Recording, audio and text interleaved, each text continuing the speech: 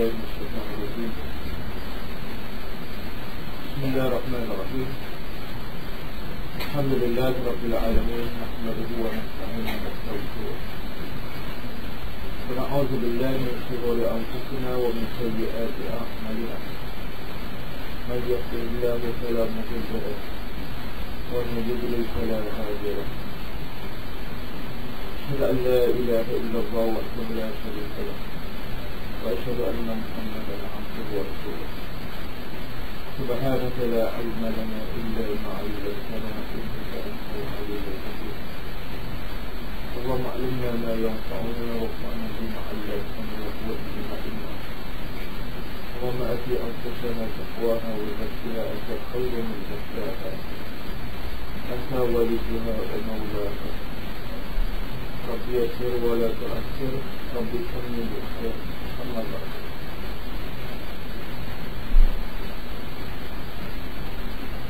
Ayat 124 lah. Ada tidak?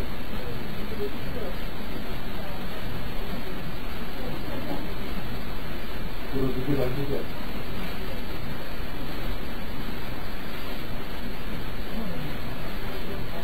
A'udzubillahi minasyaitonir rajim. وَلِجِبَتَ لَا إِبْرَاهِيمَ رَبُّهُ بِكَلِمَاتٍ فَأَتَمَّهُنَّ قال إني جاعلك للناس إماما قال ومن ذريتي قال لا ينال عهد الظالمين. وإذ dan ingatlah ketika mana ingatlah ketika mana It dengan 3 beza. Apa dia beza? Kalau izaf dah berlaku, it dah berlaku. Kalau izaf akan berlaku. Jadi bila kita sebut wa'id, mana tuan nak kita benda ni dah berlaku. Kan tuan nak cerita ni kepada siapa ni? Pertama kepada Nabi Muhammad, dan itu menunjukkan kemuliaan Nabi Muhammad sallallahu alaihi wasallam. Pertama, Tuhan tak akan cerita kepada orang yang biasa-biasa. Yang kedua, yang Tuhan nak cerita bukan benda yang biasa-biasa, pasti benda yang besar. Sebab yang nak dicerita pun orang yang hebat, iaitu Nabi. Jadi dua-dua menunjukkan kelebihan. Pertama, kelebihan cerita tu. Cerita siapa ni? Nabi Ibrahim. Yang kedua, kelebihan orang yang nak diceritakan, iaitu Nabi Muhammad.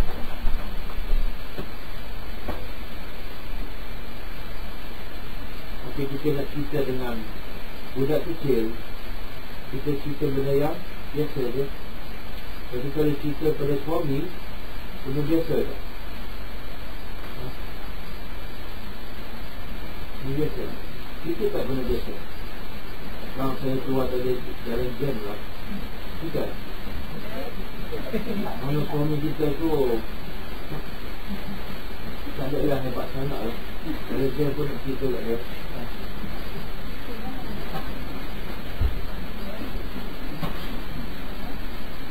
Jalan jam kita pada suami, balik ke nasi dapur tak cerita pula. Kita. Jadi Tuhan nak cerita pada Nabi Muhammad. Cerita apa? Cerita yang besar, menunjukkan cerita itu penting. Yang kedua, orang yang nak diceritakan adalah orang yang hebat, iaitu Nabi Muhammad sallallahu alaihi wasallam. Apa dia ceritanya? Ingatlah ketika mana ibtala Ibrahim rabbuhu. Ibtala apa dia? Ibtala daripada asal perkataan bala ataupun balak. Balak itu adalah ujian. Daripada bala jadi ibtala, menguji.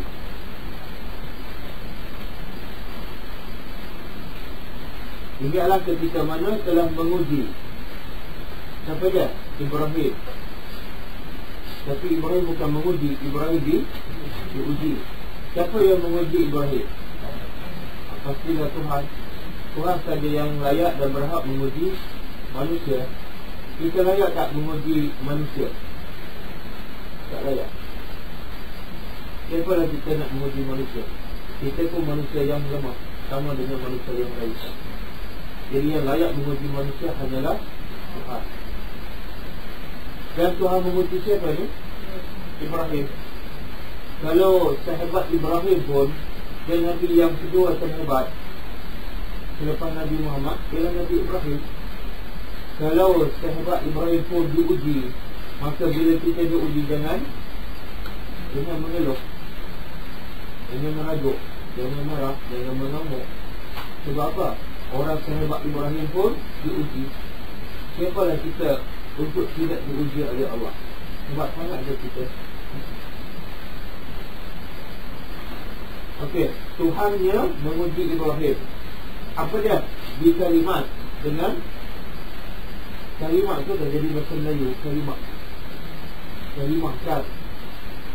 Kalau satu kalimat, kalau banyak kalimat. Apa maksud di sini? Tuhannya telah menguji Ibrahim dengan kalimah-kalimah. Kalimah apa ni ya Allah uji Ibrahim?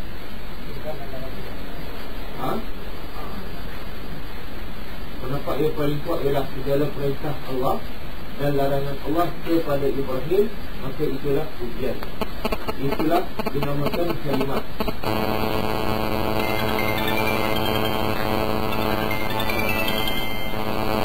Segala perintah Allah dan segala larangan Allah kepada Ibrahim, itulah ujian Allah kepada Ibrahim. Dan ujian itu dinamakan kalimat.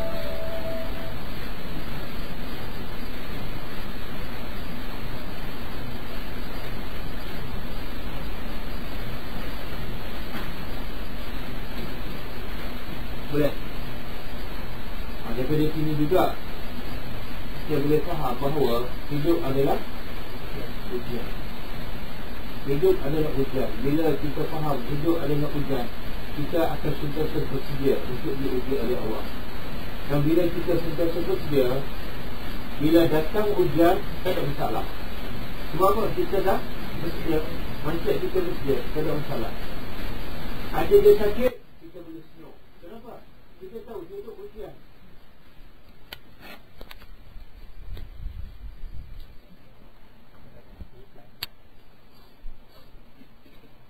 Okey, boleh. Bila telefon kita hilang je, kita boleh senyum. Kenapa? Hidup adalah ujian. Ujian. Jangan marah. Cari perlahan, sabar kan. Kalau jumpa, alhamdulillah. Kalau tak jumpa, alhamdulillah ala kulli hal. Hidup adalah ujian. Boleh. Kita baru hilang telefon. Ibrahim hilang apa? Hampir-hampir hilang anak. Dia reda tak? Dia reda. Sebab tu saya nak sebut satu hadis sahih kan. Nabi sebut dalam hadis sahih riwayat Bukhari dan Muslim, dan disebut juga dalam kitab Riyadhus As-Salihin. Dengar baik-baik hadis ni dan faham betul-betul. Hadisnya adalah sebagai motivasi untuk kita menghadapi kehidupan, supaya hidup kita sentiasa ceria. Hidup kita sentiasa ceria lepas dengar hadis ni. Kalau tak ceria juga memang ada masalah. Kena pergi jumpa pakar. Okey, sabda Nabi SAW, ma yusibu al-muslim.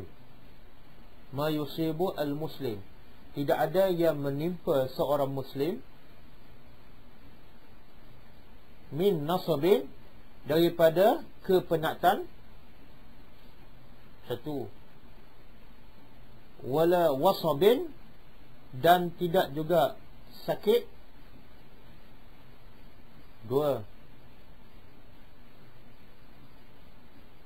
Wala hammin, Tidak juga hammin apa dah? Kerisauan. Risau ni yang akan datang. Hammin. Ha simple, bukan ha pedas. Hammin. Kerisauan, iaitu yang akan datang. Risau rumah kena masuk pencuri, risau barang hilang, risau aksiden, risau mati. Wala hazanin, dan tidak juga kesedihan. Kesedihan yang dah lepas. Hammin yang akan datang. Berapa dah? 4. Yang kelima, wala azza, dan tidak juga kesakitan. Tadi sakit. Ini kesakitan, apa maksud dia? Orang maki kita, orang ambil hak kita, orang letak sampah depan rumah kita, orang baling batu, kan? Yang tadi sakit fizikal, sakit keciman ni, lelah. Wala azam, dan tidak juga kesakitan. Berapa? 5. Yang keenam, wala ghammin. Ghammin apa dah? Kita sekarang ni, sekarang sedang, apa dia panggil, gelisah. Kegelisahan. Kegelisahan. Dia ada tiga perkataan, makna dia nak sama. Satu, hazanin. Hazanin apa dah? Sedih. Sedih benda yang lepas. Yang kedua, hammin. Hammin, risau benda yang akan datang. Yang ketiga, ghammin. Ghim, mim. Ghammin tu benda yang sekarang. Dia panggil apa bahasa Melayu? Gelisah kan? Gelisah.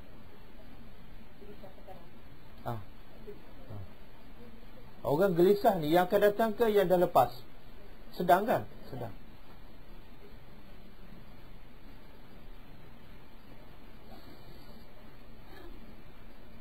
Contoh kita masuk bilik tidur, dengar orang buka pintu kan? Masa tu dia panggil apa tu? Ghammin. Ghammin. Gelisah. Dan Nabi kata hatta asyauka, sehingga duri, yushakuha, yang sehinggalah duri yang menyucuknya. Itu contohlah. Kalau paling kecil sekalipun, seperti apa? Duri menyucuknya. Kecil je duri tu menyucuk dia. Nabi kata, illa, kecuali kaffarallahu biha min khatayahu, melainkan Allah menghapuskan semua dosa-dosanya.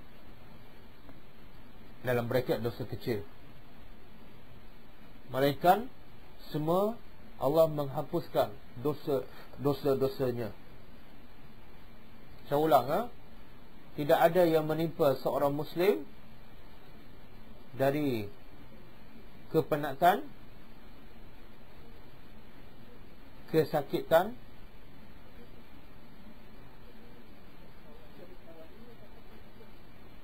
tak, penat dulu. Penat dulu kan? Penat dulu.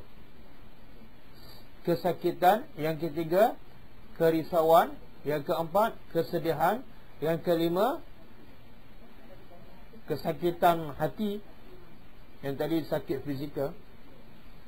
Kemudian yang keenam, kegelisahan, sehinggalah duri menyucuknya. Mereka semua Allah akan hapuskan dosa. Okey, dalam hadis ni apa Nabi nak bagi tahu?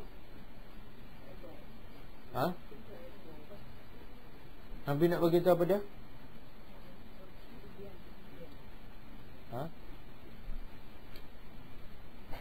Apa dia? Sampai Nabi sebut sampai 6 jenis kan? Benda yang merisaukan kehidupan kita ada 6 jenis. Sakit, risau, sedih, gelisah, penat, letih. Ada lebih kurang 6. Semua Nabi sebut. Tidak ada satu pun yang menimpa seorang Muslim melainkan dia adalah kafarah. Nabi nak bagi tahu semua musibah yang menimpa orang yang beriman adalah nikmat. Nikmat, bukan musibah. Apa nikmatnya? Allah hapuskan dosa. Dan syarat nak masuk syurga apa dia? Syarat nak masuk syurga tak ada dosa. Tak ada dosa. Jadi cara Allah nak masukkan kita syurga, Allah hapuskan dosa. Dan cara Allah hapuskan dosa ialah bagi kita penat, bagi kita sakit, bagi kita sedih, bagi kita risau, bagi kita gelisah. Faham? Jadi bila semua tu kena pada kita, kita kena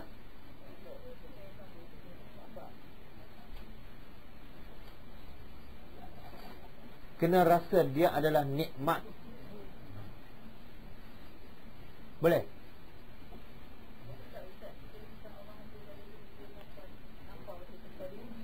Sampai apa?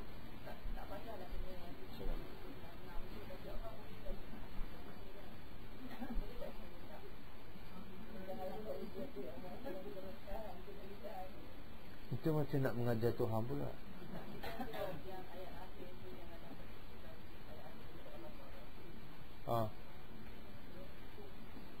Rabbana la tuhammilna ma la taqata lana bih wa'fu anna. Tak, itu ayat Quran kan? Nak baca ayat Quran tu. Jadi jangan tanya sebab itu ayat Quran. Tuhan suruh kita berdoa, ya Allah janganlah kau bebankan aku apa yang aku tak mampu. Bacalah situ. Tapi jangan ni. Ya Allah janganlah kena yang 6 ni.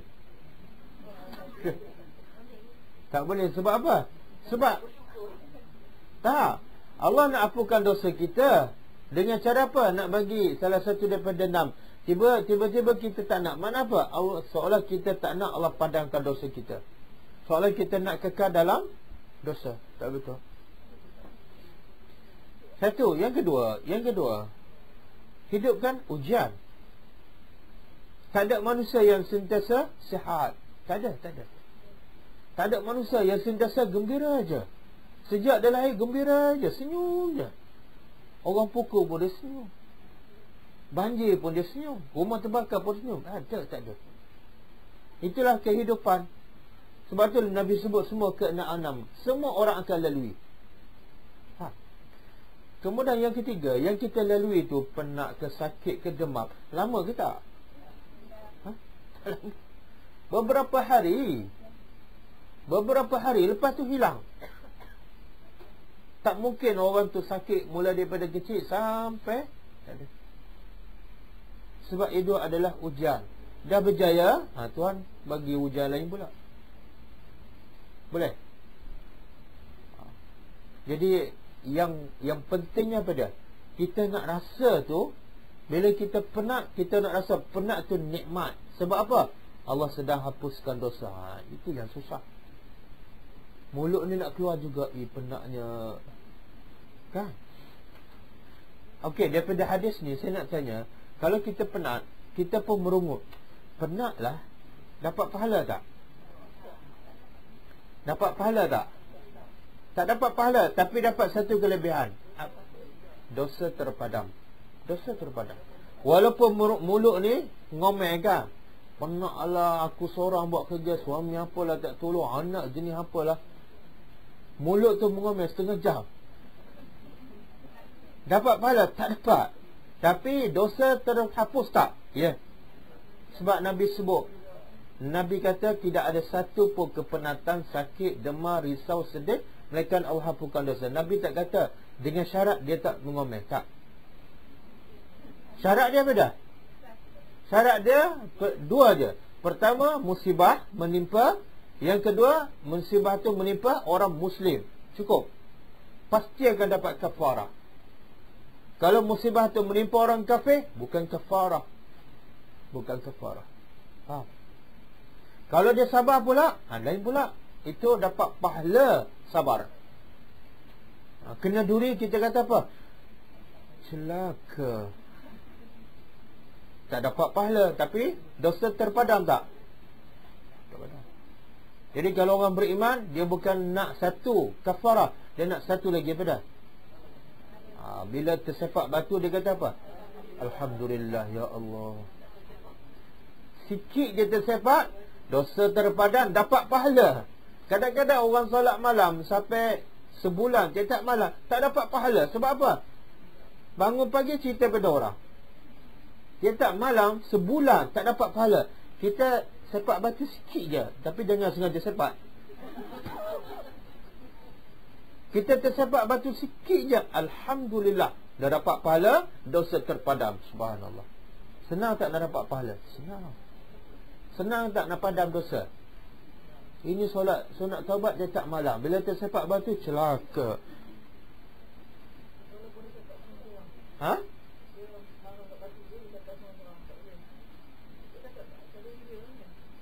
Macam mana?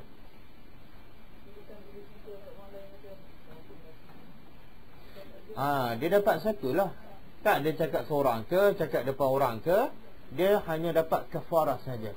Tapi pahala sabar tak dapat.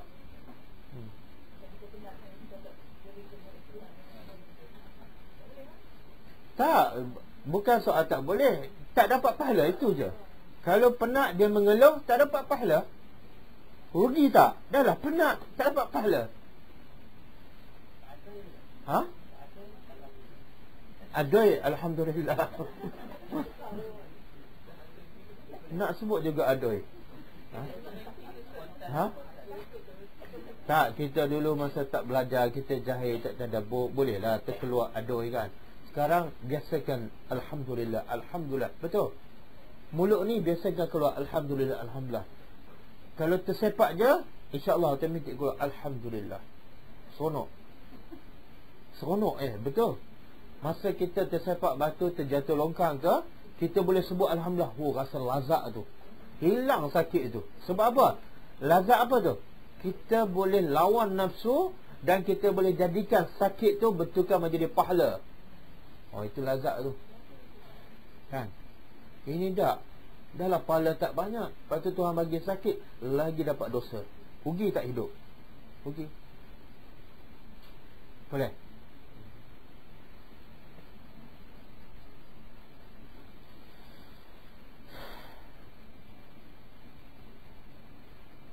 Tengok apa yang Tuhan bagi pada Ibrahim. Ujian. Tuhan nak angkat Ibrahim bukan saja-saja nak angkat macam tu je. Tak. Tuhan bagi ujian dulu. Dan ujian Ibrahim apa dia? Cuba ingat balik. Apa ujian Ibrahim? Yang paling-paling besar. Dan tak, Tuhan tak bagi ujian tu pada Nabi lain. Apa dia? Sembelih anak. Sembelih anak kan. Kalau anak 10 orang, Tuhan uji Nabi aku. Sembelih anak seorang, okey lagi. Sebab dia ada berapa anak? 12. Sembelih seorang ada 11. Ini Nabi Ibrahim masa ni Tuhan suruh sembelih ni, berapa anak dia? Tak. Seorang je. Masa tu Ishak belum ada. Belum. Duduk depan ni lah, dek. Duduk dalam bilik ustaz tak tahu tidur ke tak.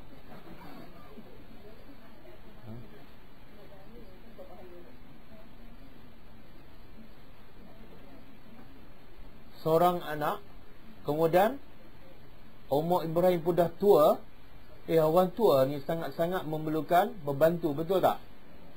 Masa muda dia tak kisah sangat anak, tapi dia mula tua, tak larat berjalan, mata dia tak nampak, lagi dia memerlukan anak. Anak pula seorang. Lepas tu yang ketiga apa pula? Lama dia tak jumpa dengan anak, dia berpisahkan. Dia tinggal anak dia Ismail di Mekah. Dia balik duduk Palestin. Masa tu dah kemuncak rindu sangat pada anak.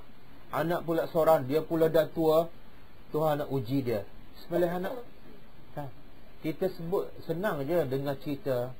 Kadang-kadang boleh tertidur dengan cerita tu kan. Tapi cuba bayangkan kalau Allah perintah kita sembelih anak yang seorang tu. Tak sanggupkan. Kita anak kita kena duri pun kita dah tak boleh tidur. Anak kita demam pun kita dah tak boleh tidur malam. Betul tak? Ini nak sembelih anak. Dan Ibrahim ambil masa tak? Ibrahim salat istikharah dulu tak nak sembelih anak? Tak kan? Kita anak nak masuk universiti mana pun solat istikharah. Anak tak solat, okey je. Anak solat lambat, okey lagi. Tapi nak tengok pelajaran anak tu universiti yang terbaik, solat istikharah. Boleh. Dan akhirnya berjaya tak Ibrahim dalam ujian tersebut? Itu kemuncak dia. Tapi sebelum tu ada tak ujian? Ujian apa? Dia masyarakat semuanya jahil, sembah patung, termasuklah bapa dia pembuat patung. Tuhan kata pergi berdakwah. Pergi berdakwah kepada siapa ni? Bapa kamu dan semua kaum kamu yang kufur, yang syirik pada Allah. Dia sorok-sorok. Dia pergi berdakwah tak?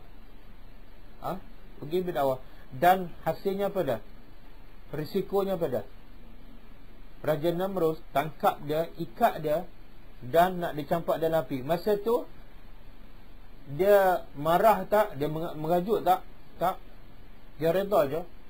Bahkan ada satu riwayat, wallahu alam sahih ke tak, malaikat datang nak bantu pun dia kata aku tak perlu pada kamu, sebab aku buat kerja Allah.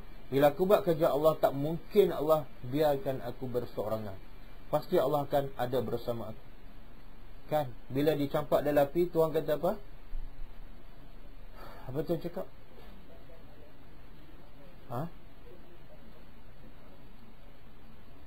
Tak, ayat Quran tu. Ya naru kuni bardan wa salaman ala Ibrahim. Tengok sayangnya Allah pada Ibrahim. Allah tak nak sedikit pun Ibrahim terbakar. Walaupun dicampak, tapi Allah pastikan api tu sejuk. Dan sejuk pula jangan sampai mematikan Ibrahim. Salama. Itulah cinta Allah kepada Ibrahim, cinta Ibrahim kepada Allah. Cinta berbalas. Boleh. Dan bila Ibrahim semua berjaya dalam ujian, tengok ayat ni. Apa yang Tuhan bagi pada Ibrahim?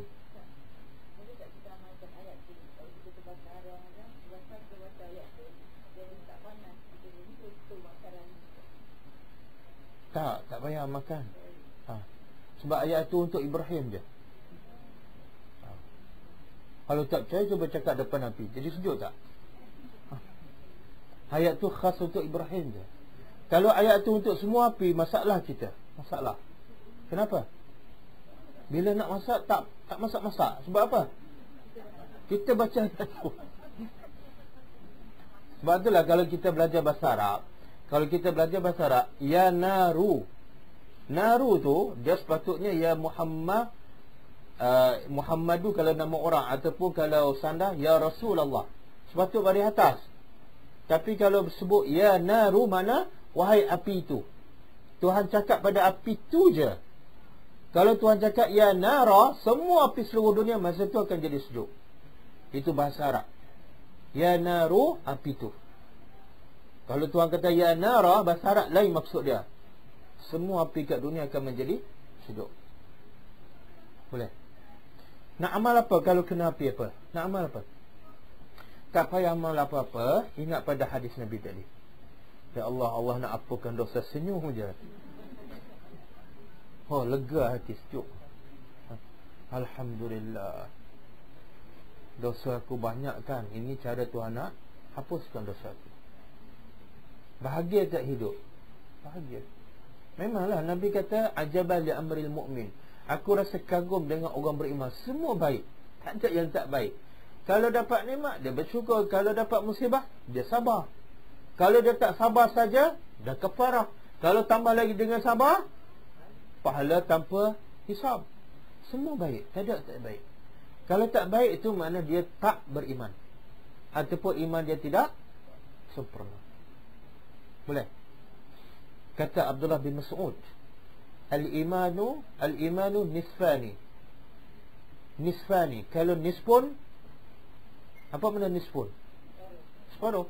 Nisfu Sya'ban, separuh Sya'ban. Kalau nisfani, dia bahasa Arab senang je. Kalau satu, qalamun. Kalau nak jadikan dua, tambah alif nun, qalamani. Ya.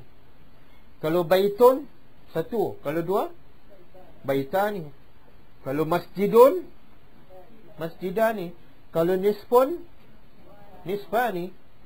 Jadi kalau al-imanu nisfani, mana iman tu nisfun separuh. Kalau nisfani, dua paruh.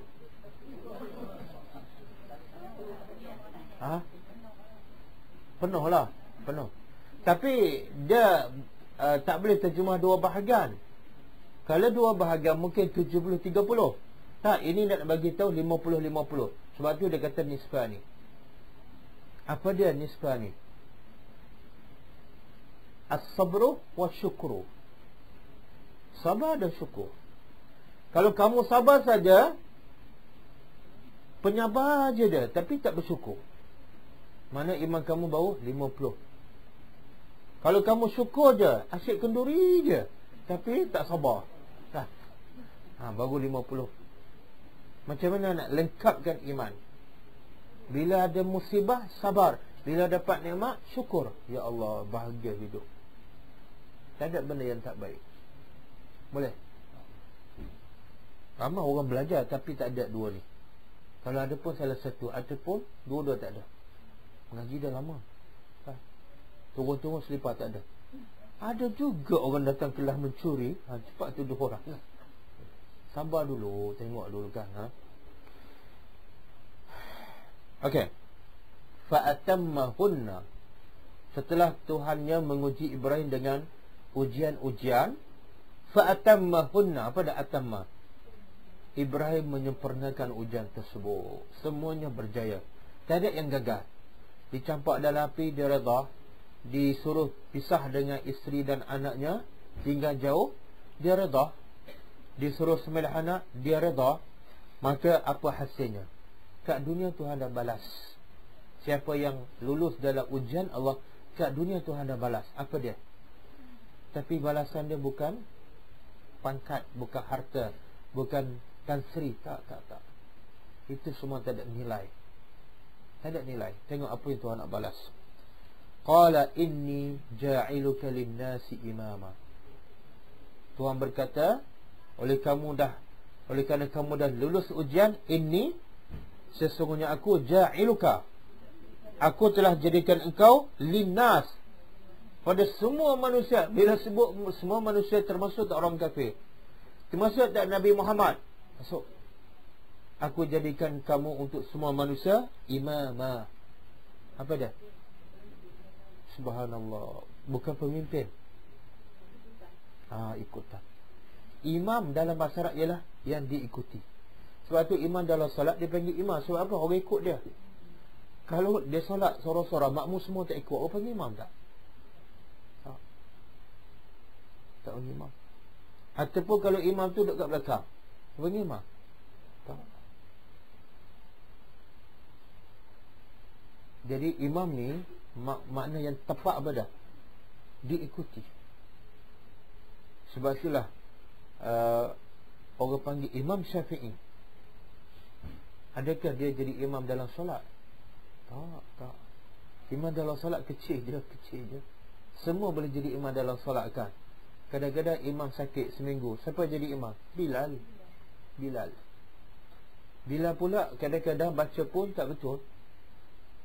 Ada Bilal yang merokok, boleh jadi imam. Ada.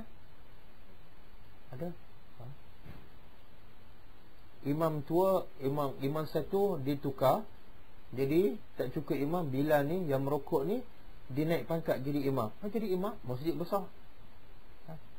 Tapi imam yang diikuti tak ada. Bukan setakat ilmu, bukan setakat akhlaknya, bukan setakat waraknya, hatinya bersih.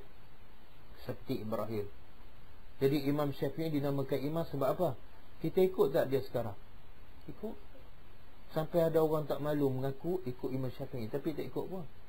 Hebatnya Imam Syafi'i, dia nak guna juga nama Syafi'i, tapi sebenarnya tak ikut pun kan? Boleh. Tapi kalau kita kita buat baik pada manusia, manusia pun bagi pangkat, apa dia, tun. Orang ikut tak kita? Ikut tak? Siapa yang dapat gelaran tu? Mahathir. Dia cakap apa orang dengar tak sekarang? Orang kutuk dia balik kan? Cukup-cukup lah tu, pergilah masjid. Orang kutuk balik. Walaupun dah ada pangkat tun. Tapi Ibrahim ni ada pangkat apa? Orang sebut tak nama dia dalam solat? Sebut. Orang sebut nama dia. Orang baca tak kisah dia? Baca. Pergi Mekah ingat kisah Ibrahim. Kisah Ibrahim nak sembelih anak dia kan? Pergi Jamrah, orang ingat nama dia kisah Ibrahim. Itu makna imam, dijadikan sebagai panduan dalam kehidupan. Itulah orang yang hebat. Bila mati orang sebut dan orang ikut. Tapi kalau dapat pangkat, bila mati orang lupa. Tun Ramai kan orang kita dapat tun, tapi bila dah mati orang lupa dah. Kan? Siapa yang dapat tun? Ha?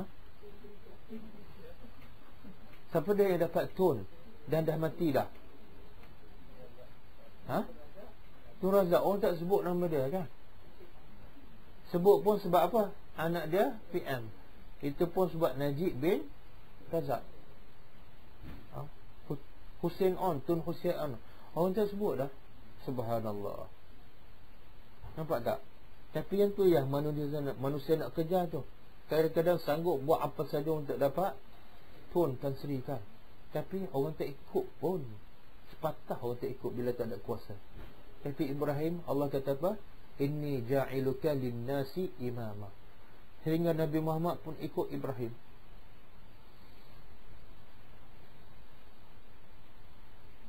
Cuba buka surah ni.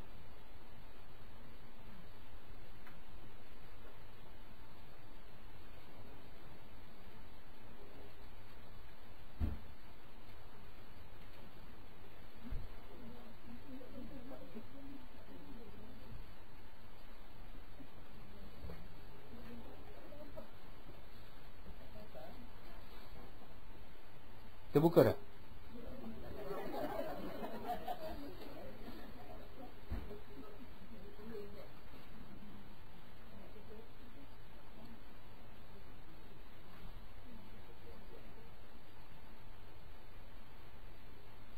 Sekejap lah.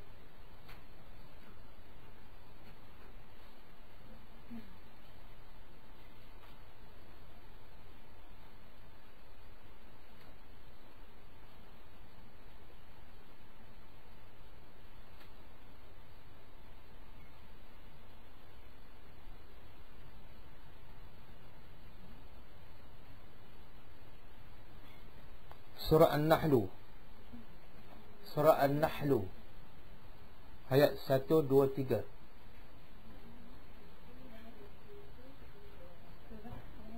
An-Nahlu,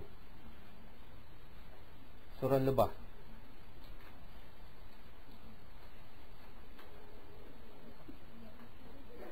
Ayat 1, 2, 3.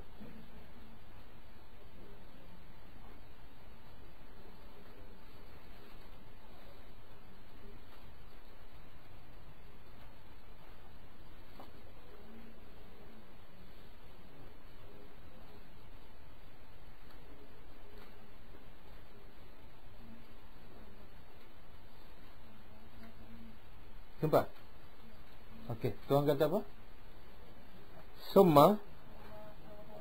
Summa kemudian auhayna. 1, 2, 3. Jumpa tak? Ha? Jumpa? Okey. Cuba tengok maksud dia. Summa kemudian auhayna. Kami wahyukan ilaika kepada engkau. Siapa dia engkau tu? Muhammad. Apa dah yang Tuhan wahyu pada Nabi Muhammad? Anittabi' millata Ibrahim hanifa. Iaitu ikutlah agama Ibrahim. Tuhan perintah pada siapa ni? Nabi Muhammad. Subhanallah. Nabi yang paling mulia, lebih mulia pada Ibrahim pun Tuhan perintah ikut agama Ibrahim. Wa ma kana minal musyrikin. Sebab apa? Sebab dia tak pernah mensyirikkan Allah. Boleh?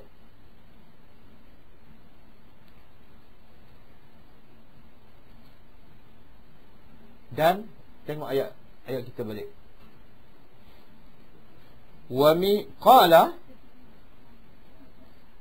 bila Tuhan kata oleh kerana kamu dah berjaya dalam ujian. Sebab itulah bila kita ditimpa musibah ke, kita boleh redha, kita boleh sabar. Kita kena ingat satu je, Allah akan turun balas di dunia lagi. Apa dia? Orang akan jadikan kita sebagai ikutan. Betul? Bila ujian apa saja, kita redha, kita sabar, kita senyum, orang akan sebut, dia tu baguslah. Ada penyakit berat, kritikal, tapi dia boleh senyum, dia masih boleh berzikir, orang akan sebut. Kan? Tapi kalau jenis tak penyabar, orang kata apa? Dia tu tak boleh pakai solat malam, tapi ada penyakit, mengamuk. Boleh?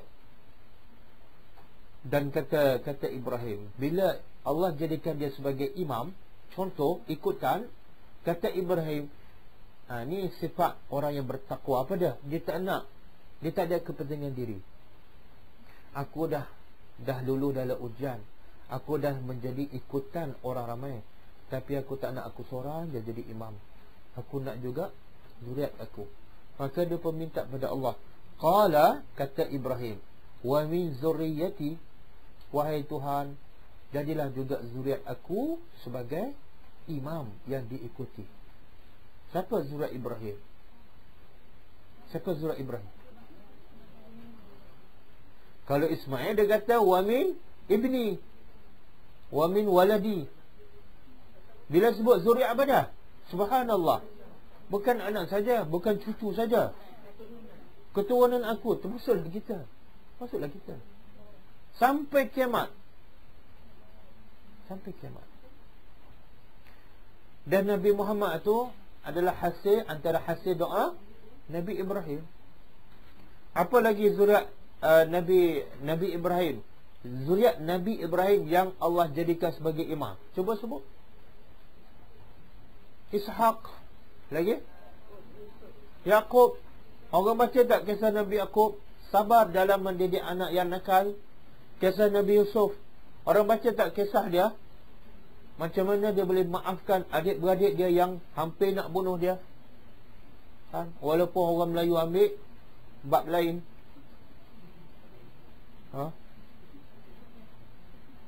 Siapa lagi zuriat Ibrahim yang jadi imam? Semua para Nabi itu, Nabi Musa, Nabi Isa, Nabi Zakaria, yang daripada bangsa Arab pula Nabi Muhammad, dan yang datang selepas tu. Subhanallah. Itu adalah berkat doa Nabi Ibrahim. Dan sebab itulah daripada ayat ni antara pengajarannya pada kita wajib berdoa supaya kita menjadi ikutan, dan zuriat kita pun sama menjadi ikutan.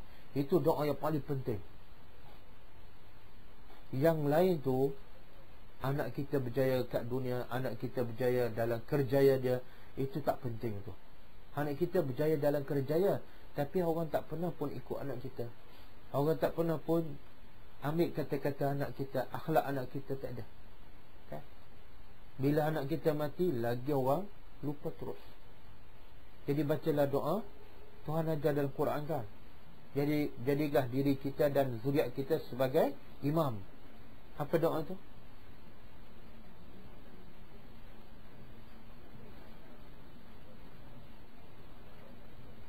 Apa doa tu?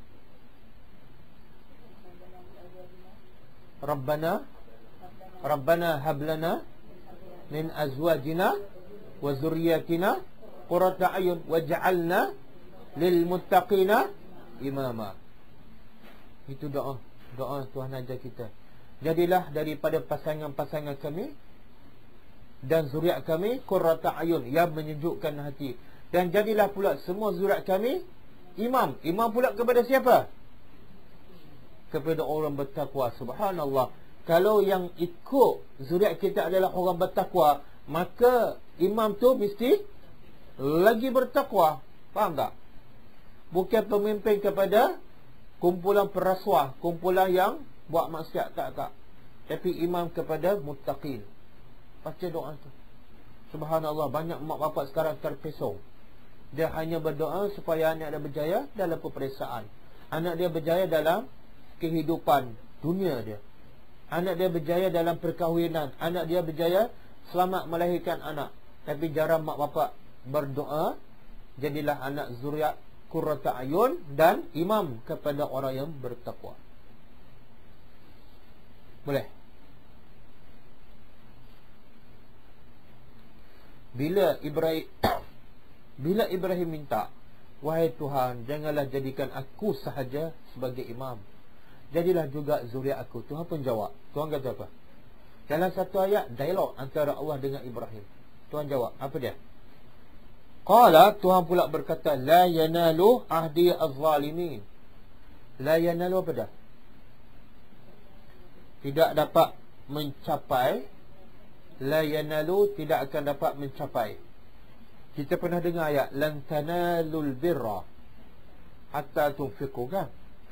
Mana kamu tidak akan mencapai. Di sini la yanalu, tidak akan mencapai ahdi. Apa dia ahdi? Perjanjian aku. Apa perjanjian Tuhan? Perjanjian Tuhan dengan Ibrahim pada, aku nak jadi engkau dan zuriat engkau sebagai imam. Semua itu tidak akan berlaku kepada siapa? Az-zalimin, orang yang zalim. Nabi Ibrahim minta zuriat dia pun jadi imam. Tuhan kata okey, tapi satu syarat. Zuriat kamu boleh jadi imam. Syarat apa dah? Dia tidak zalim. Zalim tak boleh, walaupun anak kamu, walaupun cucu kamu. Nampak? Jadi bila zalim tu menjatuhkan manusia, martabat manusia, walaupun keturunan Nabi. Tuhan kata kalau zalim tak ada imam. Boleh. Seperti anak siapa? Anak Nabi Nuh alaihissalam. Zalim. Zalim di sini apa maksud dia? Syirik pada Allah. Zalim yang paling besar ialah syirik pada Allah. Apa dalil dia? Zalim yang paling besar ialah syirik pada Allah. Kita nampak zalim yang paling besar, ambil hak orang, rasuah, zina, belasah orang, belasah anak, kan? Tapi sebenarnya zalim yang paling besar ialah syirik pada Allah. Jumpa bomoh, percaya pada bomoh, kan? Apa dalil dia? Dalam surah Luqman, inna syirka la zulmun azim. Sesungguhnya syirik itu adalah satu kezaliman yang azim, besar. Boleh?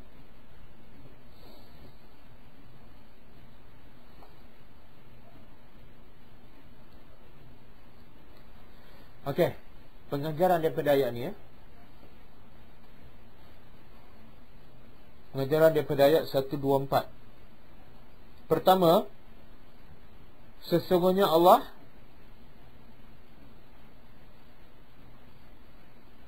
menguji semua hamba-hambanya,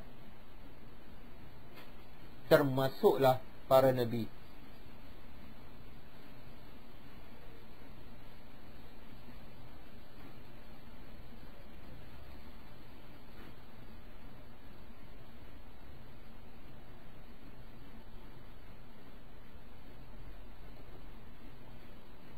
Apa tujuan? Apa tujuan ujian? Satu, kafarah. Yang kedua, angkat darjat. Angkat darjat. Yang para Nabi ni, ada tak bila Tuhan uji nak kafarah dosa? Ada tak? Tak ada. Tak ada. Sebab para Nabi tak ada dosa. Sebab tu dalam hadis sahih riwayat Bukhari, Nabi bila demam, sahabat tanya, kamu demam? Ya. Ini adalah satu ujian, ya. Kamu akan dapat pahala, ya, bahkan 2 pahala. Nabi tak kata kafarah. Aku demam tapi dapat 2 pahala. Mana kalau orang biasa demam, 1 pahala. Tengok Tuhan nak angkat darjah Nabi, kan? Sama-sama demam tapi Nabi digandakan pahalanya. Boleh?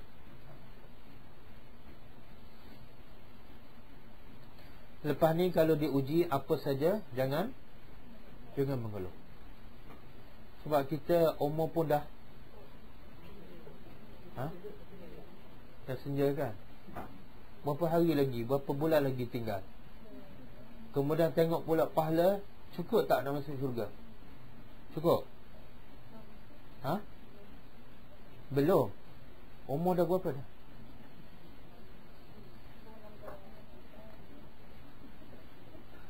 Umur kita nak tinggal, yang tinggal tak banyak, mungkin 1 hari, mungkin 2 hari, mungkin seminggu, kan? Kemudian pahala pula sikit. Kemudian bila ditimpa musibah, terlepas pahala pula. Ya Allah, rugi tak? Rugi. Senang-senang.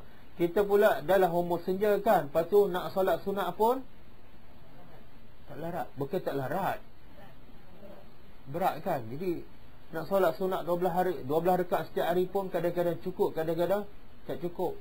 Solat witir 3 rakaat pun kadang-kadang 1 rakaat aja jadi. Kadang-kadang nak baca zikir sebelum tidur, subhanallah 33, alhamdulillah 33, Allahu akbar 33. Kadang-kadang tak pernah cukup, 3 je. Kan? Banyak ibadat kita tak dapat merekah penuh.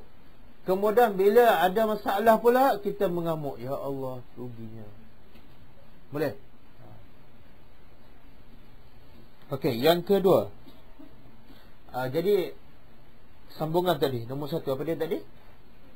Allah menguji semua manusia termasuk para nabi dengan tujuan untuk kafarah dosa dan mengangkat darjat. Jadi musibah adalah nikmat, ujian adalah nikmat.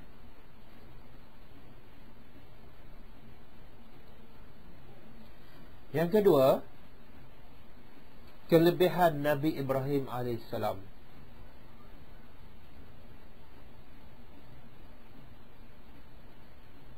Kelebihan Nabi Ibrahim AS yang berjaya dalam ujian dan dijadikan ikutan oleh Allah, dijadikan ikutan dalam braket imam oleh Allah kepada semua manusia.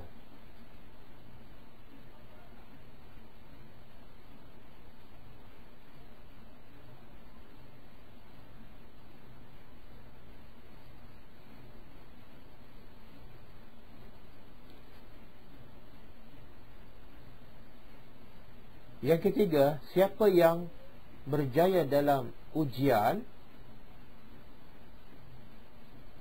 siapa yang berjaya di dalam ujian hidup, maka Allah akan menjadikannya sebagai ikutan. Siapa yang berjaya dalam ujian hidup, maka Allah akan menjadikannya sebagai ikutan kepada orang ramai.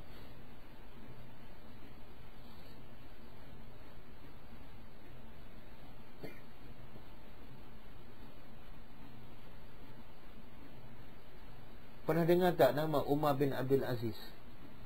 Pernah tak? Macam mana kita boleh dengar nama dia? Kita selalu dengar cerita dia. Kenapa?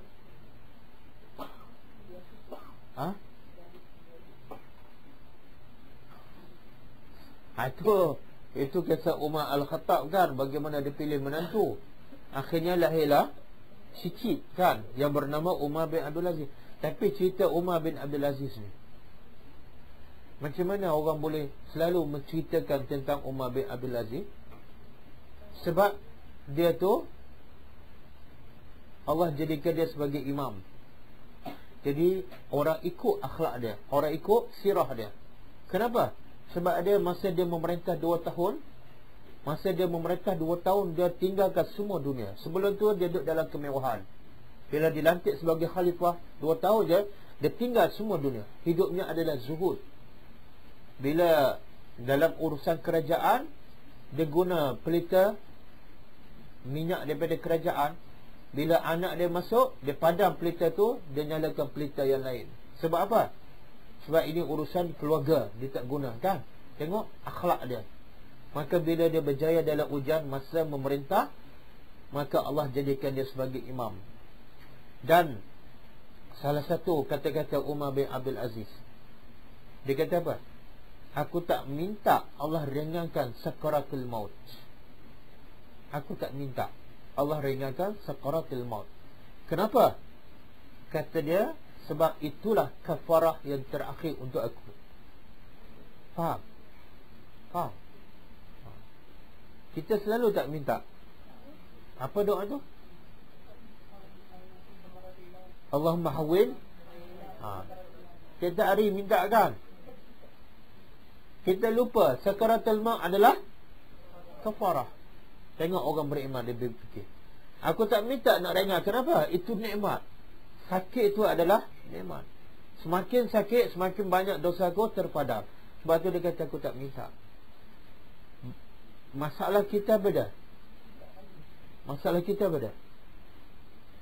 Kita tak rasa musibah bila duduk dalam dosa. Kita tak rasa musibah. Yang kita rasa musibah bila sakit. Faham tak? Itu masalah kita. Jadi kalau kita bunyi sakit je, takut. Solat lambat okey lagi, kan? Solat tak khusyuk, tak ada masalah. Macam bukan musibah. Tak. Musibah yang paling besar ialah bila ibadat kita tak khusyuk, bila kita duduk dalam dosa. Sakit tu nikmat sebenarnya. Faham? Boleh Sebab itulah Nabi sebut kisah wanita hitam tu. Wanita hitam bila Nabi bagi pilihan, kalau kamu sabar dengan penyakit kamu dapat syurga, tapi kalau kamu nak sembuh aku boleh berdoa. Dia pilih apa? Dia pilih sakit ke pilih sihat? Maknanya sakit tu musibah tak bagi dia. Tapi lepas Nabi bagi pilihan, dia pilih sakit, tapi dia minta juga pada Nabi satu doa. Apa dia? Doa apa ni? Doa muka cantik, licin. Doa apa? Ya Rasulullah, aku boleh sabar dengan penyakit. Tak ada masalah, penyakit ni bukan musibah. Kenapa? Sebab sakit aku boleh masuk syurga. Bukan masalah, nikmat. Boleh. Cuma satu je aku rasa masalah. Apa dia? Bila datang penyakit ni, aku tak sedar, aurat aku terbuka. Itu masalah tu. Masalah apa dia? Dosa. Walaupun dia tak sedar, sebenarnya tak berdosa, tapi dia cukup takut dengan dosa. Maka dia minta juga Nabi berdoa, bukan hilang penyakit, tapi hilang dosa. Faham? Tengok, siapa yang berfikir itu? Sahabat Nabi. Kulitnya hitam, tapi hatinya bersih. Boleh? Kita ni, kalau dah sakit ke hospital, kita jaga tak aurat? Taklah. Betul tak? Masa sakit hospital, sawan ke apa ni? Bukan sawan. Sedar tak? Sedar. Yang wanita hitam ni minta Nabi doa supaya aurat dia tak terbuka bila ni. Masa dia tak sedar. Betul tak? Tapi kita dalam keadaan sedar pun kita buka. Makna apa? Kita tak takut sangat pada dosa. Betul? Tapi kita setiap hari berdoa, ya Allah sembuhlah penyakit aku. Dosa kita tak kisah. Ustaz pula, jumpa ustaz tolonglah doa, saya tak tahan ni. Aurat tu buka. Tak tahan dengan penyakit, bukan tak tahan dengan dosa. Ini orang tak beriman. Dia tak takut pada dosa, dia takut pada sakit. Boleh?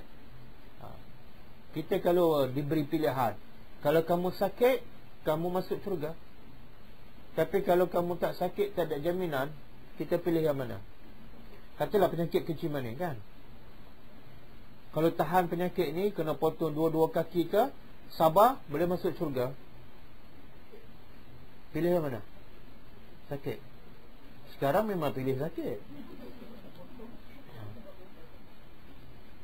Boleh? Jadi saya tanya bukan untuk dijawab sekarang. Dijawab bila? Bila betul-betul sakit. Betul? Kadang-kadang kita bila dah sakit tu, akal kita masih waras, tapi tangan terbuka apa kita tak kisah dah. Sebab bagi kita dosa tu tak ada masalah. Yang masalah ni sakitnya aku tak tahan lah. Doktor, agak-agak bila saya boleh sembuh ni? Tapi aurat tak jaga. Boleh Yang ke 4, setiap orang yang beriman patut berdoa untuk zuriatnya. Setiap orang beriman patut berdoa untuk zuriatnya agar menjadi imam. Agar menjadi imam kepada orang lain.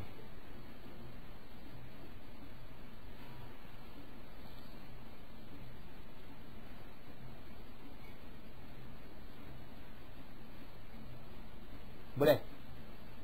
Kadang-kadang kita bangga anak kita jadi imam dalam solat, tapi orang ikut tak anak kita? Di luar solat, ikut tak? Kadang-kadang anak kita tak ada seminggu pun orang tak kisah. Betul? Kadang-kadang kita bangga yang tak sepatut dibanggakan. Patut kita bangga apa dia? Bila orang ikut akhlak anak kita. Bila anak kita bercakap, orang dengar, orang ambil perhatian, kan? Orang kod kata-kata itu betul. Tapi kalau setakat jadi imam dalam solat, bukan tak baik, tapi bukan satu benda yang besar, bukan benda yang luar biasa. Okey, yang ke 5. Orang yang zalim tidak layak untuk menjadi imam yang diikuti.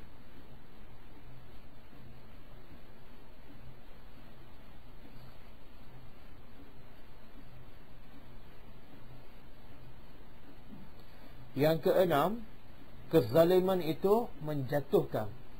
Kezaliman itu menjatuhkan kedudukan manusia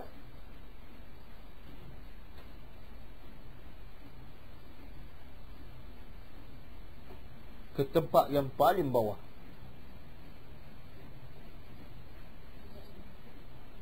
Kezaliman itu menjatuhkan kedudukan manusia ke tempat yang paling bawah.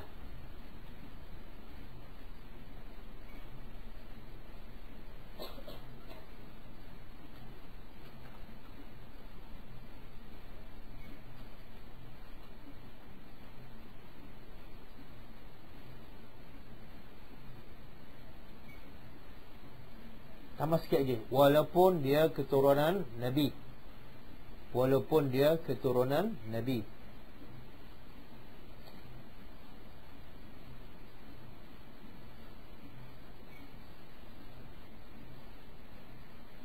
Tuhan kata apa? So, laqad khalaqnal insana fi ahsani taqwim thumma radadnahu asfala safilin. Kemudian kami kembalikannya ke tempat yang paling bawah. Nabi Nuh di syurga, anak dia di neraka sebab dia zalim, sebab dia syirik pada Allah. Okey, kita ambil satu ayat lagi. 125. Fa iz ja'alna al-baita. Cuba terjemah. Dan ingatlah ketika mana ja'alna, kami jadikan al-bait. Rumah apa ni? Rumah Allah di mana? Maksud dia Kaabah. Ingatlah ketika mana kami jadikan Kaabah itu masabah. Apa makna masabah? Tempat kembali ataupun tempat berlindung linnas, kepada manusia. Apa maksud tempat kembali?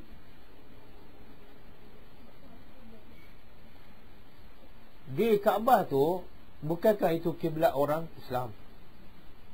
Dia kembali ada dua. Satu, kembali dari segi fizikal dia, iaitu dia pergi buat haji. Dia balik kepada Kaabah. Sebab salah satu rukun haji mesti tawaf, mesti balik ke Kaabah. Faham? Yang kedua, dia kembali kepada Kaabah dari segi hati. Bila tu? Bila dia nak solat, dia mesti menghadap ke arah Kaabah. Itu maksud masabah.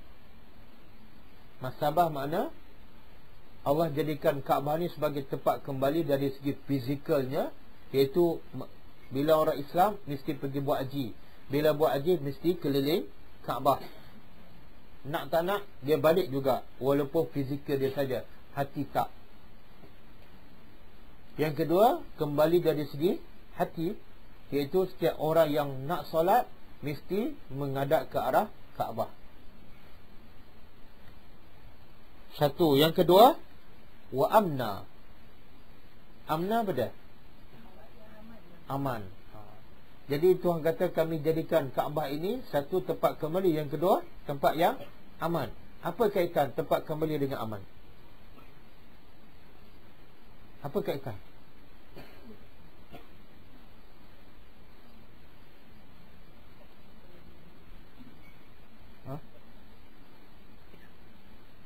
Kalau tempat kembali tak aman, orang kembali ke tak? Taklah. Oleh kerana itu tempat kembali manusia, maka Tuhan pun jadikan aman, barulah manusia kembali. Faham? Jadi Kaabah tu aman tak sekarang? Aman.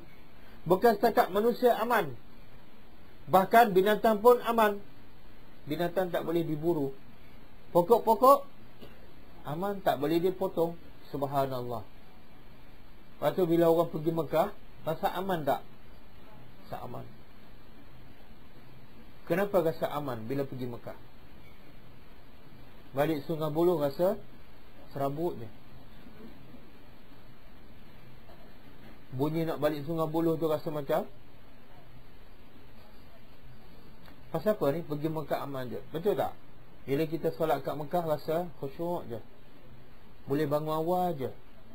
Kecoh satu kampung bangun awal masa kat Mekah kan. Pasal apa? Balik Malaysia semua diam. Ada bangun pukul 3 pagi macam kat Mekah? Tak ada.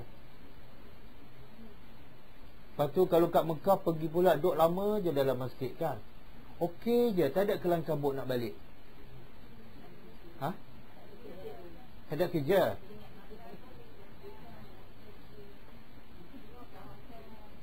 Dah kat hotel. Dah hotel.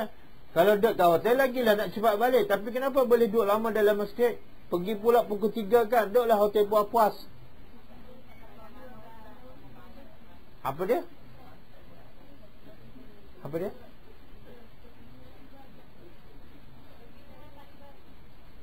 Oh, pergi memang nak ibadat. Habis duduk kat Malaysia tak nak ibadat. Apa dia? Tak. Ini fakta kan. Fakta. Apa dia? Bila kita pergi Mekah, solat kita lebih khusyuk. Solat kita lebih tenang. Duduk dalam masjid, duduk lama pun tak ada masalah. Kita cerita pula pada orang, ustaz, saya keluar-keluar subuh tu balik asar. Macamlah saya tak tanya pun. Ha? Itu menunjukkan apa? Dia seronok duduk lama dalam masjid. Tapi kalau balik kat kampung, berapa lama duduk dalam masjid? Imam pula baca panjang. Biasa tak pergi dah. Apalah imam ni tak meraihkan makmum. Pasal apa? Subhanallah. Yang ni yang Tuhan nak bagi tahu, aman tu, aman bukan sebab material. Tak. Mekah ni ada tak air terjun? Ada. Ada tak tasik-tasik kebiruan? Macam dekat Kuang tu.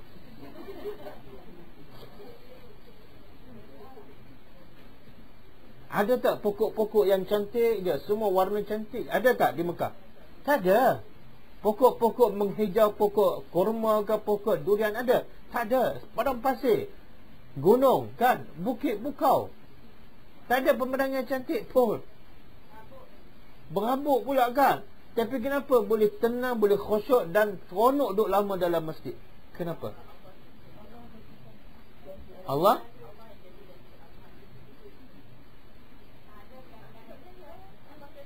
Oh, sebab pahala.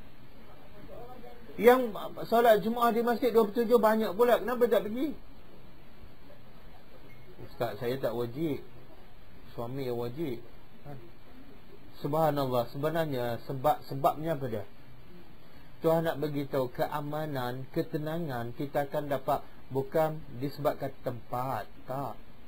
Tapi bila kita tinggal semua dunia, kita buang semua dunia dalam kehidupan kita, dalam kepala kita, buang semua dan kita letak Allah saja.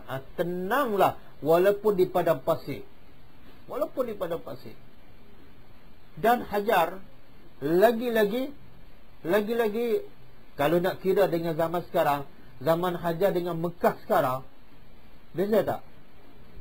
Masa Hajar pergi kat Mekah, ada tak kedai jubah busana Muslim? Ada. Ada pasar kurma? Tak ada. Tak ada. Tapi tenang tak Hajar? Yang ada masa tu apa dia? Ha? Apa yang ada? Ibrahim tinggal 2-3 biji kurma untuk 2-3 hari je. Itu je. Yang lain semua padang pasir. Manusia tak ada, rumah tak ada, pokok tak ada. Tapi Hajar tenang tak? Tenang. Sebab apa? Dia buang semua manusia, termasuklah suami. Kan? Dia tak berkata, dia bukan buang tu. Tak. Bila suami dia, Ibrahim, dia kata apa? Dia tanya Ibrahim, siapa yang perintah kamu tinggal aku kat sini? Ibrahim kata apa? Allah. Okey, balik. Dia buang dah. Sebab Allah. Dia nak letak Allah saja dalam hati dia. Masa itu tenang tak? Tenang. Tenang. Tenang bukan kerana tempat, bukan kerana orang, bukan kerana harta, bukan kerana rumah. Tak. Mana ada rumah masa tu? Hajar ada rumah tak? Tak ada. Tapi tenang tak? Tenang. Sebab apa tenang? Sebab Allah jaga dia. Kenapa Allah jaga? Sebab dia buang semua. Dunia, harta, suami, semua dia buang. Yang ada ialah Allah sahaja. Samalah bila kita pergi ke Mekah, kita tinggal anak, tinggal harta, tinggal kereta, tinggal segala kemudahan, dan pergi Mekah semua samakan. Orang tak tahu kita kaya. Sebab apa? Sama-sama pakai telekor yang biasa. Betul kan? Lepas tu telefon pun orang tak tengok dah. Kita pun kadang-kadang tak bawa kan. Jadi kita hanya letak Allah saja. Masa tu tenanglah solat kita, khusyuklah. Dan bila duduk dalam masjid tu rasa nak lama je. Pergi awal tu seronok je. Bangun pukul 3 tu segar je.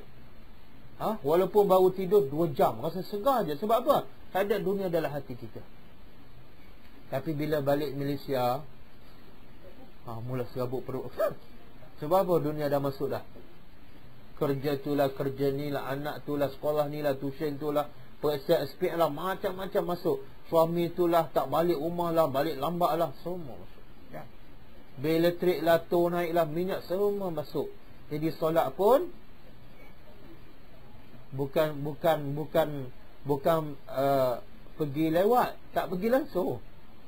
Kan ramai yang pergi awal kat Masjidil Haram, balik Malaysia tak pergi langsung masjid.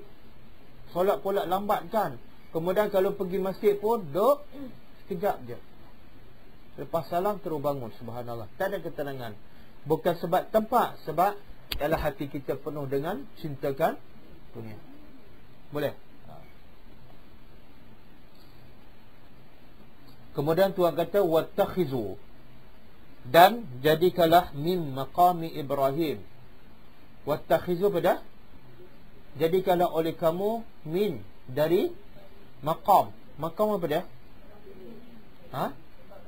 Tempat berdiri. Tapi kalau bahasa Melayu maqam makna lain. Maqam Habib Umar, lain tu. Tempat berdiri Habib Umar ke apa dia? Kubur. Ni maqam ni ialah tempat berdiri daripada qama. Qama berdiri, kalau tambah ma jadi tempat. Jalasa duduk, tambah majlis, tempat duduk. Sajadah sujud, tambah masjid, tempat sujud. Qama berdiri, tambah ma, qam, jadi tempat diri. Jadilah tempat berdiri Ibrahim. Tengok hebat Ibrahim.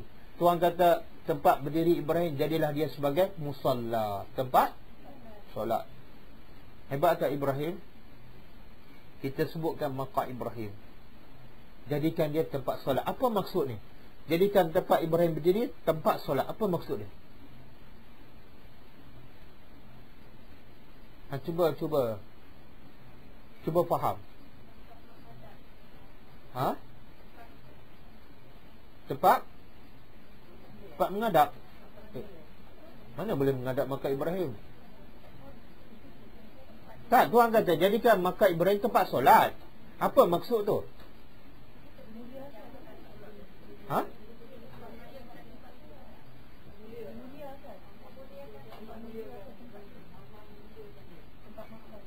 Dia ada dua maksud. Pertama sekali, bila kamu tawaf, habis tawaf 7 keliling, pergilah dekat maqam Ibrahim, solat sunat tawaf. Betul? Kan kita buat macam tu. Disunatkan habis tawaf, pergi dekat maqam Ibrahim, solat sunat apa? Tawaf 2 rakaat. Kita tak pergi dekat Hajarul Aswad, kita tak pergi dekat Bukit Safa Marwah, tapi tempat maqam Ibrahim. Kenapa? Allah yang suruh. Itu satu tafsiran. Tapi bila tu kita solat sunat tawaf di belakang maqam Ibrahim? Bila tu? Bila orang tak ada. Kalau orang ada ramai tawaf, pergilah tempat lain. Jangan nak solat kat situ, jadi dosa pula. Sebab apa? Mengganggu orang tawaf. Okey? Itu satu pendapat. Pendapat yang kedua disebut oleh Syekh Saleh Utsaimin. Pendapat yang kedua ialah jadikan mana-mana tempat Nabi Ibrahim berdiri dan duduk sebagai musalla. Musalla ni daripada perkataan solat. Dan solat sebenarnya, perkataan solat makna asalnya apa? Doa. Jadi musalla maksud dia apa? Tempat berdoa. Jadikan semua tempat yang pernah di Nabi Ibrahim duduk dan berdiri, jadilah tempat itu sebagai tempat berdoa. Di mana ni? Tempat maqam Ibrahim pun ya, Safa Marwah pun ya, Mina pun ya, Muzdalifah pun ya, semua tempat tu jadikanlah tempat berdoa. Tengok Allah angkat Nabi Ibrahim sebagai peringatan. Tempat-tempat Ibrahim ini, ingatlah dia, dan jadilah dia tempat, sama ada tempat solat ataupun tempat berdoa.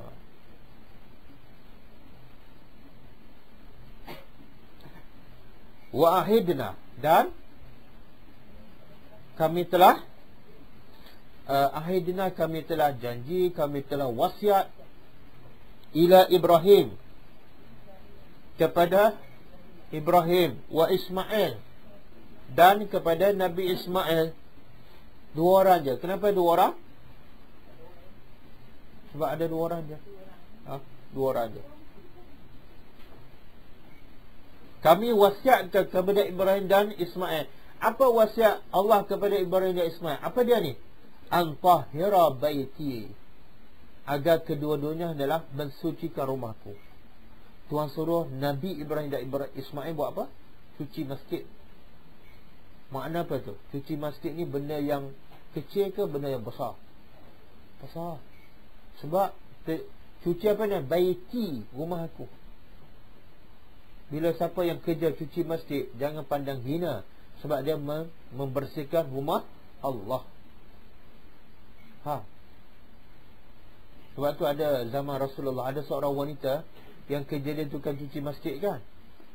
Hari tu Nabi tak tengok. Nabi tanya sahabat, mana wanita ni? Sahabat kata apa? Dah mati dah.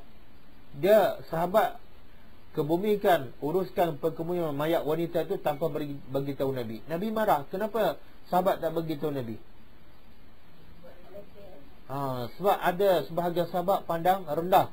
Pertama sebab dia wanita, yang kedua kerjanya tukang cuci masjid. Nabi marah.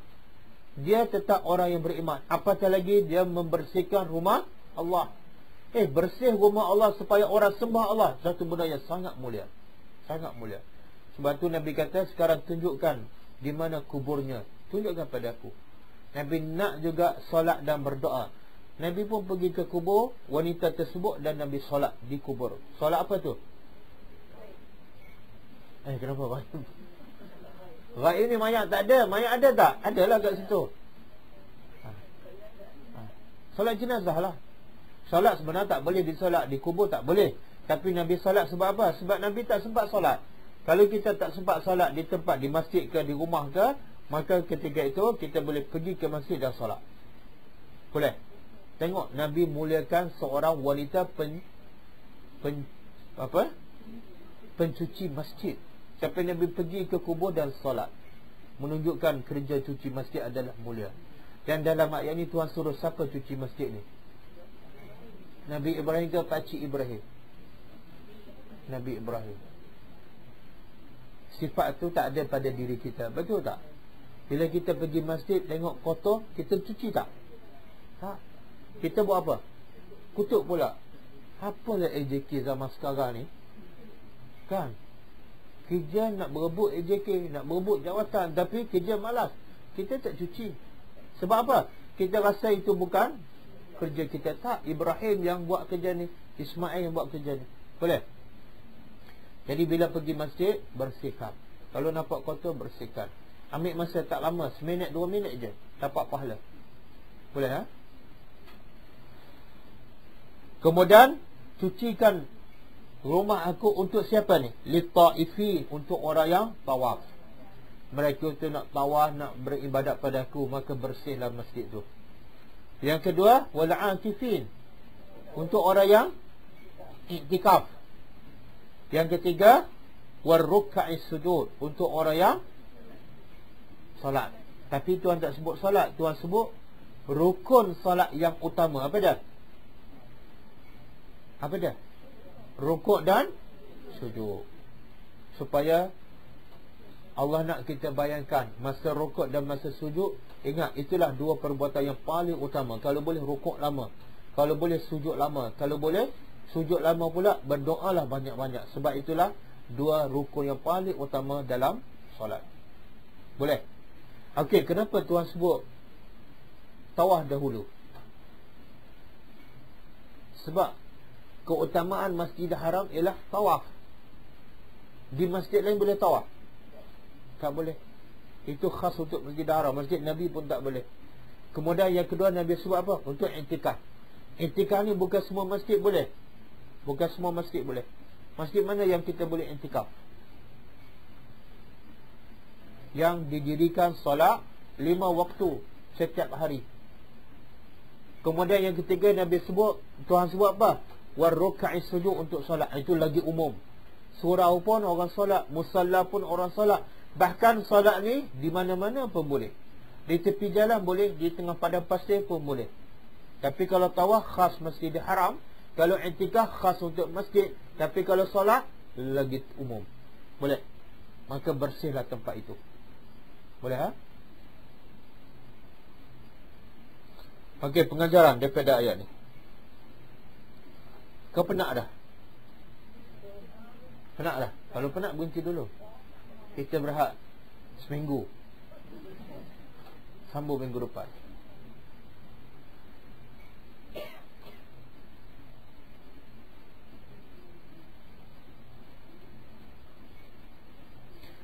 Okey, pengajaran yang pertama, kelebihan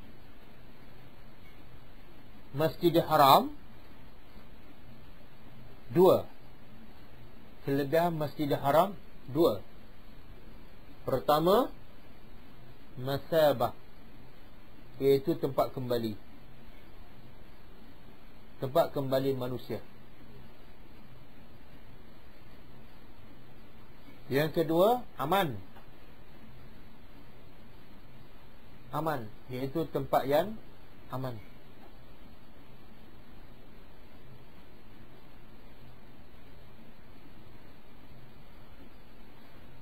Okey, pengajaran yang kedua,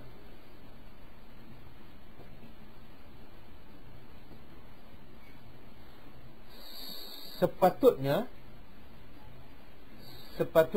semua tempat kembali manusia, sepatutnya semua tempat kembali manusia hendaklah aman.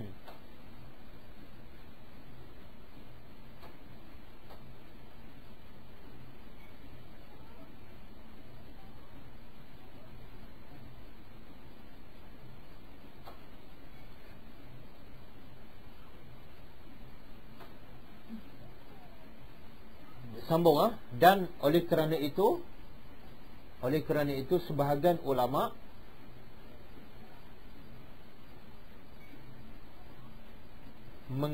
menyatakan makruh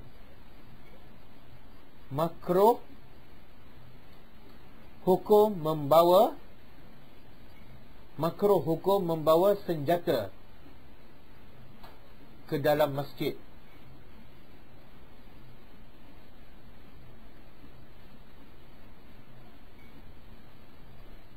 Boleh faham? Kenapa? Sebab masjid tempat aman. Cuba bayangkan, kita masuk masjid, ada orang tengok orang bawa pistol, bawa parang. Kita rasa aman tak? Tak ada lah. Tuhan nak kata, Tuhan dah beritahu masjid tempat aman. Maka sebahagian orang kata tak boleh bawa senjata. Kalau bawa senjata, hilang sifat aman.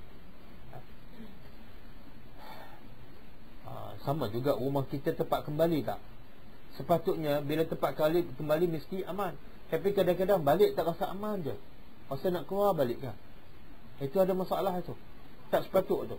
Kan? Contohlah, ha? Apa dia? Rumahku surgaku. Itu slogan je. Itu slogan Jakim tu, ha? Ha?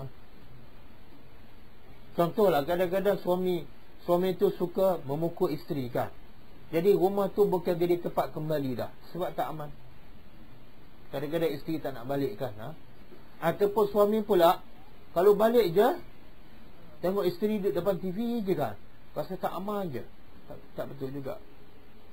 Ataupun balik, isteri tak ada. Balik, isteri tak ada, ha?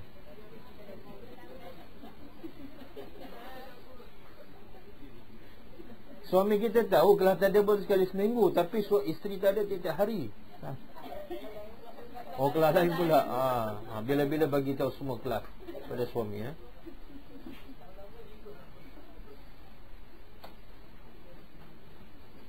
Banyak kelas-kelas saya, mula-mula isteri datang, lepas tu suami datang. Banyak dah. Dan kadang-kadang tempoh masa suami datang tu ada yang sebulan, ada yang setahun, ada yang 2 tahun. Lepas 2 tahun baru suami datang. Lepas tu datang 2 hari, tak datang balik. Ada juga. Ada juga. Ada yang suami datang dulu, isteri tak datang-datang. Ada juga. Macam-macam.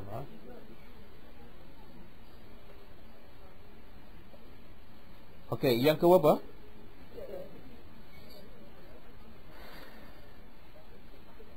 Wajib. Wajib menjadikan makam Ibrahim tempat-tempat untuk berdoa. Kalau kata salat, tak betul kan? Sebab salat sunat tawaf tu hukum dia sunat. Jadi ayat tadi seolah Tuhan kata wattakhizu, ambillah. Perintah wajib.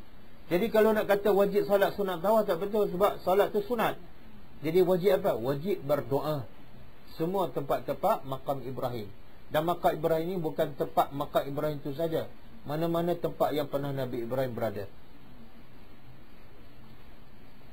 Yang ketiga, yang keempat,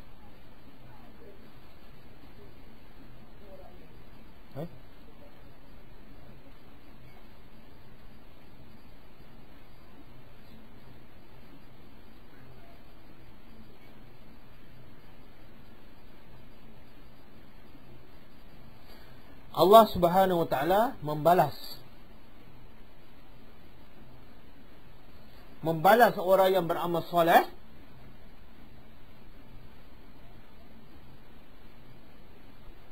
lebih banyak daripada amalannya.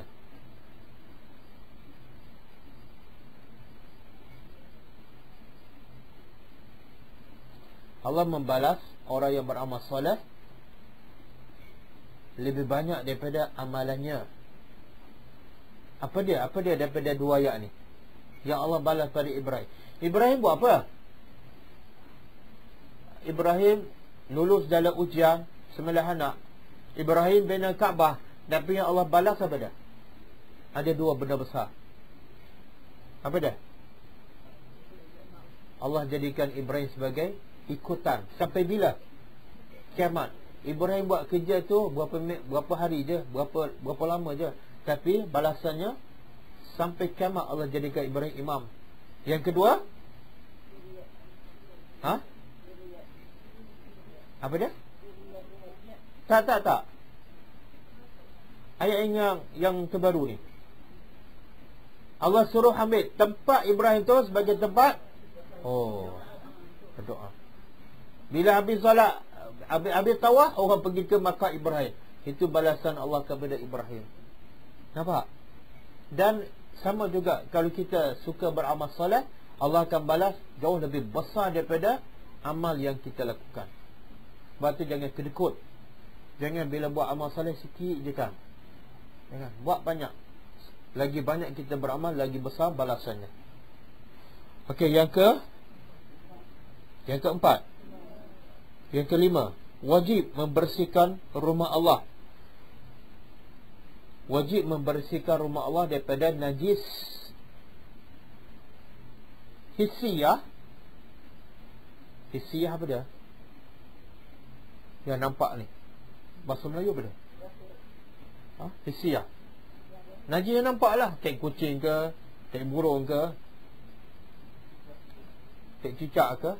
Dan najis ma'nawiyah. Apa mana najis ma'nawiyah? Syirik kepada Allah, buat dosa dalam masjid, wajib bersihkan.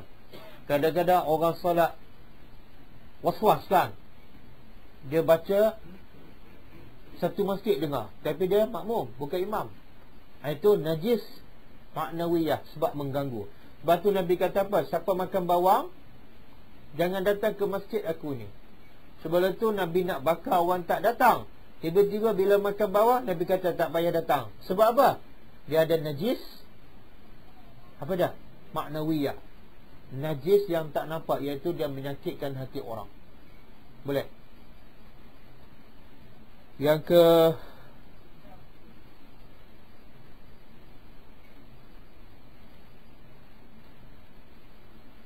akhir, kelebihan 4 jenis ibadat. Kelebihan 4 jenis ibadat yang disebut dalam ayat. Kelebihan 4 jenis ibadat yang disebut di dalam ayat. Pertama, tawaf.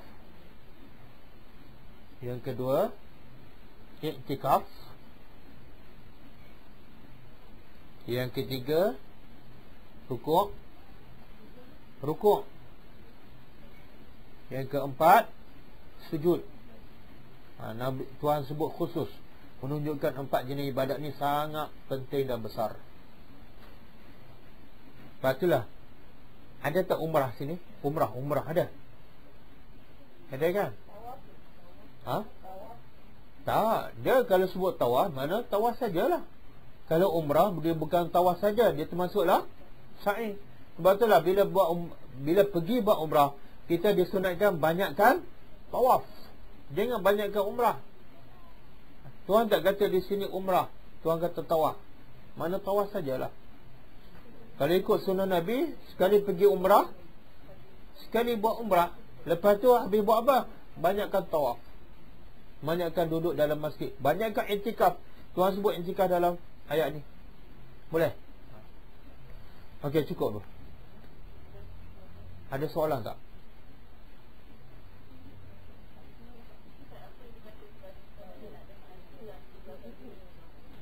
Macam mana?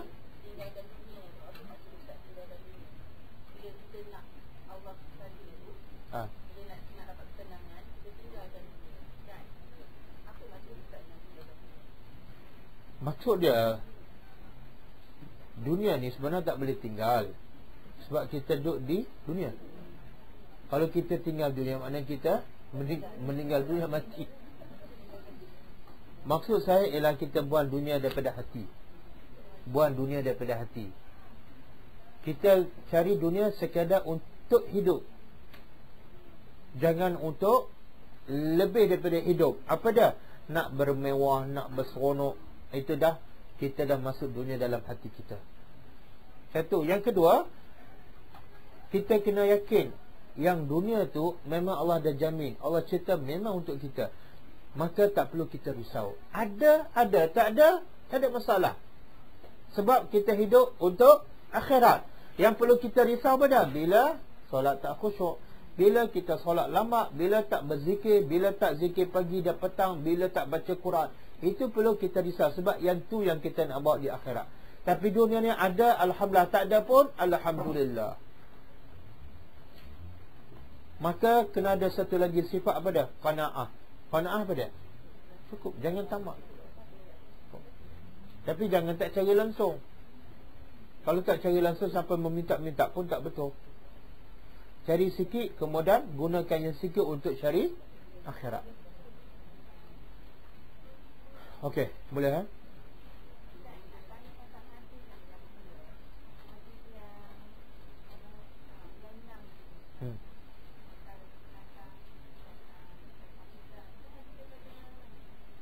Hadis muttafaqun alaih, riwayat Bukhari dan Muslim.